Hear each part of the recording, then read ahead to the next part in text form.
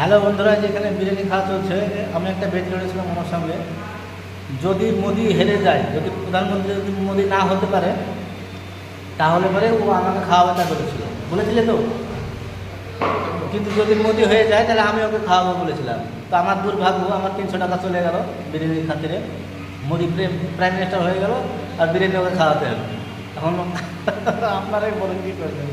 তো আমাদের হচ্ছে দুর্ভাগ্য যে মূর্খ প্রাইম মিনিস্টার আবার তৃতীয়বারের জন্য চলে এলো, তাই না? দুর্ভাগ্য কিনা বলো? কারেক্ট। আমরা আমরা কখনোই চাইনি যে আনপাড় মন্ত্রী প্রধানমন্ত্রী আমাদের ইন্ডিয়াতে আবার আসুক। যে শিক্ষিত, যার অসীম জ্ঞান আছে, যে সত্য কথা বলে, তাকে মানুষ পছন্দ করলো না। কিন্তু চা বেচা মানুষের মেন্টালিটি কেমন হবে? হ্যাঁ, এটা ঠিক। তো দেখুন, আগে চা বিক্রি করতো, এখন দেশ বিক্রি করছে। এটা আমাদের প্রধানমন্ত্রী নরেন্দ্র